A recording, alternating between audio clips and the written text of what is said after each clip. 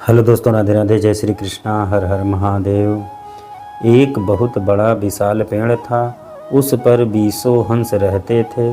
उनमें एक बहुत सयाना हंस था, बुद्धिमान और बहुत दूरदर्शी। सब उसका आदर करते थे, ताऊ कहकर बुलाते थे। एक दिन उसने एक नन्ही सी बेल को पेड़ के तने पर बहुत नीचे लिपटा पाया। ताऊ ने दूसरे हंसों को बुलाकर कहा, देखो, इस बेल को नष्ट कर दो। एक दिन यह बेल हम सबको मौत के मुंह में ले जाएगी। एक युवा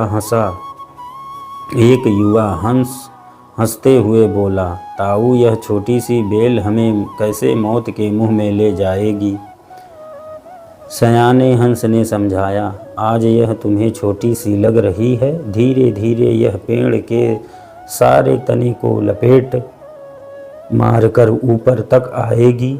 फिर बेल का तना मोटा होने लगेगा और पेड़ से चिपक जाएगा। तब नीचे से ऊपर तक पेड़ पर चढ़ने के लिए सीढ़ी बन जाएगी। कोई भी शिकारी सीढ़ी के सहारे चढ़कर हम तक पहुंच जाएगा और हम मारे जाएंगे।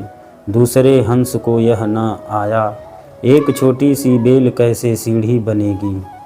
तीसरा हंस बोला, ताऊ, तुम तो एक छोटी सी बेल को खींचकर ज़्यादा ही लंबा कर रहा है। एक हंस बड़बड़ाया, यह ताऊ अपनी अक्ल का रौब डालने के लिए अंड संड कहानी बना रहा है।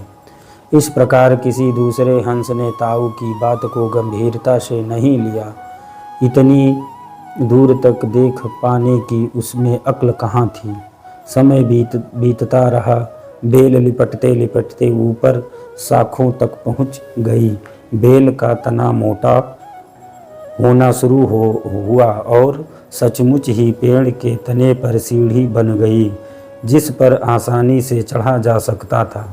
सबको ताऊ की बात ही सच्ची सामने नजर आने लगी, पर अब कुछ नहीं किया जा सकता था, क्योंकि बेल इतनी मजबूत हो गई कि उसे नष्ट करना हंसों के बस की बात नहीं थी।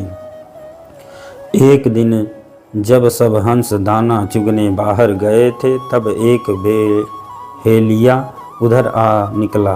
पेड़ पर बनी सीढ़ी को देखते ही उसने पेड़ पर चढ़कर जाल बिछाया और चला गया।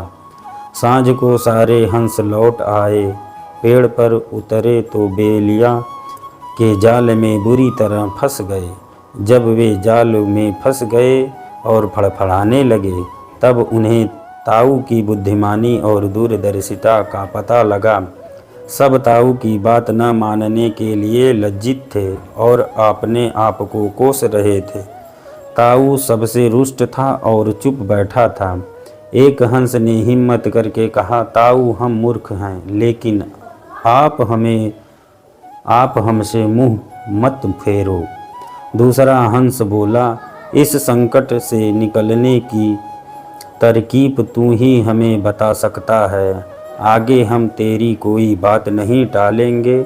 सभी हंसों ने हामी भरी। तब ताऊ ने उन्हें बताया, मेरी बात ध्यान से सुनो। सुबह जब बहेलिया आएगा, तब मुर्दा होने का नाटक करना। बहेलिया तुम्हें मुर्दा समझकर जाल से निकाल कर जमीन पर रखता जाएगा। वहाँ भी मरे समान पड़े रहना। जैसे ही वह अंतिम हंस को नीचे रखेगा, मैं सीटी बजाऊंगा। मेरी सीटी सुनते ही सब उड़ जाना। सुबह बहेलिया आया। हंसों ने वैसा ही किया जैसा ताऊ ने समझाया था। सचमुच बहेलिया हंसों को मुर्दा समझकर जमीन पर पटकता गया। सीटी की आवाज़ के साथ ही सारे हंस उड़ गए। बहेलिया आकाश में देखता रह गया।